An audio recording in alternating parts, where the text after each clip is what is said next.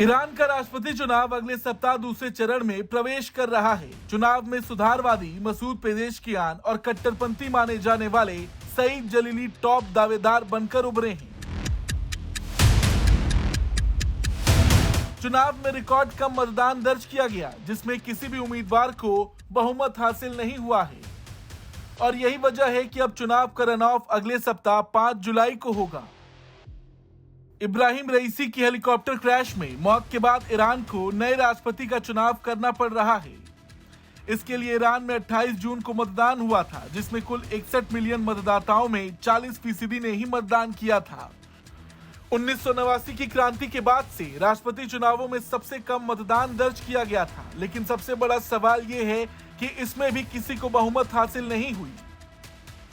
ऐसे में सवाल ये उठता है कि चुनाव में किसे कितना वोट पड़ा। तो आपको बता दें, मसलन राष्ट्रपति चुनाव के बाद मतों की गिनती से पता चला कि सुधारवादी उम्मीदवार पेजेशकियान को 10.41 मिलियन वोट पड़े हैं।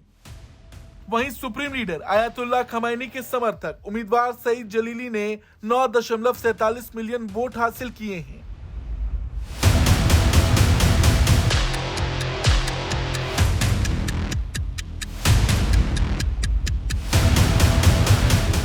राष्ट्रपति चुनाव में अन्य उम्मीदवार भी मैदान में थे। इनमें सुधारवादी नेता के रूप में जाने वाले मोहम्मद बागेर 3.38 मिलियन वोट और कट्टरपंथी माने जाने वाले इस्लामिक नेता मुस्तफा पुर मोहम्मदी सबसे कम वोट के साथ राष्ट्रपति पद की दौड़ से बाहर हो गए। इनके अलावा तेहरान के मेयर अली रेजा जकानी और सरकारी अधिकारी आमिर हुसैन होशमी चुनाव से ड्रॉप कर दिए गए थे।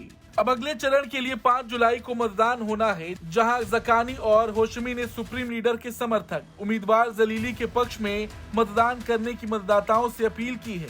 आपको बता दें, हेलीकॉप्टर दुर्घटना के बाद अचानक चुनाव कराना आवश्यक हो गया था, जिसमें इब्राहिम रईसी और ईरान के विदेश मंत्री समेत 7 लोगों की जान चली गई थी। चुनाव संवैधानिक रूप से नए राष्ट्रपति के चयन के लिए निर्धारित 50 दिनों की अवधि के भीतर होना था और इसीलिए ये कदम भी उठाया गया।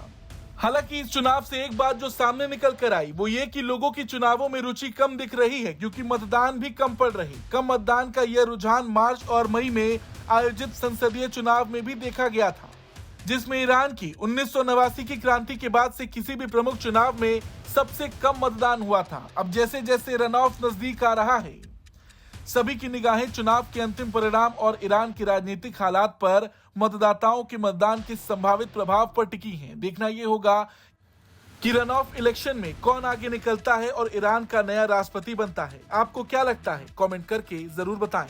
ब्यूरो रिपोर्ट, भारत तक।